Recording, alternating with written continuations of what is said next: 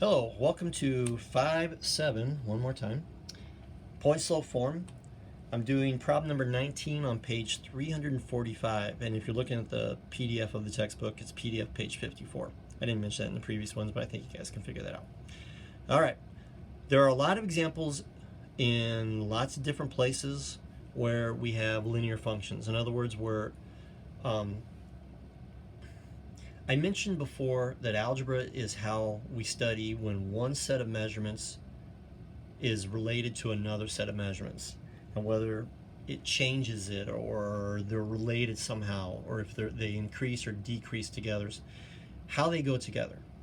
So in this case, we have the time that you're filling an oil tank and how deep the tank is. So this would be one of those big huge oil tanks that you have like at a farm or something, and you're slowly filling it with some sort of petroleum product.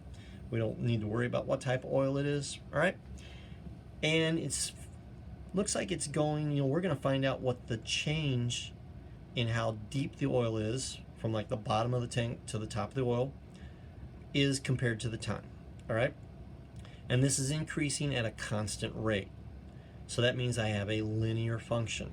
And this goes back to what we've been talking about in the entire chapter. Right? We need to write the equation for this in slope-intercept form, and then we're going to make a prediction. Okay? So first of all, let's find out what the slope is, or the constant rate, the rate of change. It doesn't matter which ones I use. This could be x1, this could be x2, we could even have x3. This would be y1, this would be y2, or y3. It doesn't matter. I just want to find the change in y over the change in x. So I'll go ahead and use my 1s and 2s here. So my slope is going to be y2, which is 5, subtract y1, which is 3. 5 subtract 3, which is a difference of 2 feet, divided by x2 subtract x1, which is 10 subtract 0.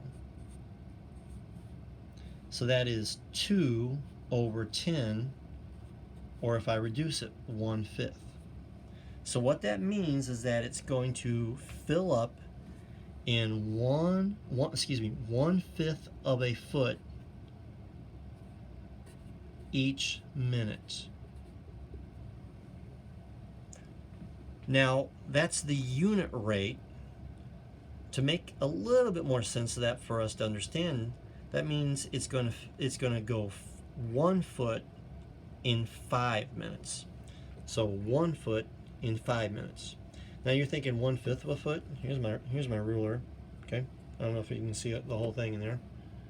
So that would be 12 divided by 5. I don't know. It's going to be somewhere in here someplace. Okay, so it's filling up pretty slow, but don't worry about that.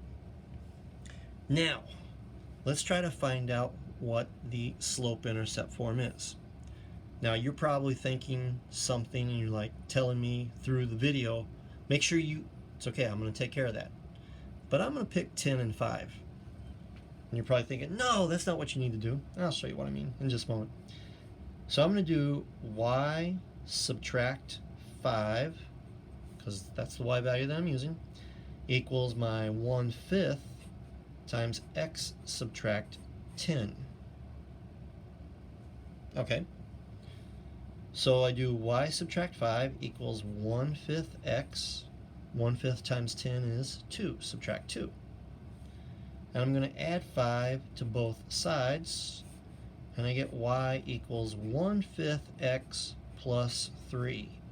And that is the equation of this in slope-intercept form. Now you probably said I should have used 0,3. You are exactly right, and that's what you should have done. At 0 minutes, which means at the very beginning, right when you start filling this, or not you, but whoever's filling this tank, it already has 3 feet of oil in it. So that's the initial value. And if I graphed it, that would be the y-intercept, which is this right here. So I could have like skipped this, but I put it in there just to show you, because we are doing point slope form, to show you how to do it. What if I'd used this one? Same thing.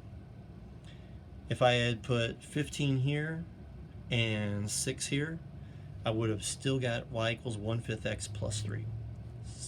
because it's a linear function. There's a constant rate. So can we use this to make a prediction about something else? Find the depth of the oil after 1/2 hour. Now they're throwing something here, okay?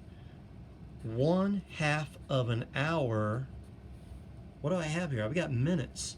I need to convert that to 30 minutes. I've been using minutes, not hours.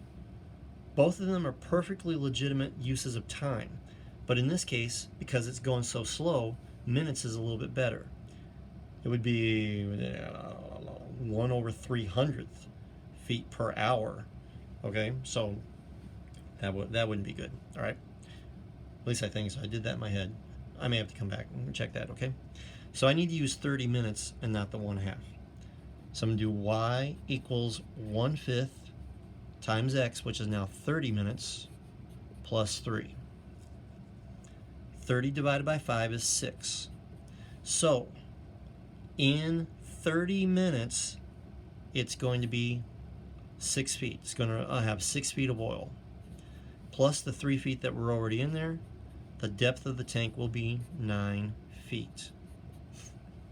And everything that we do makes logical sense in context of the problem. Okay, that's it. Good luck with that. See ya.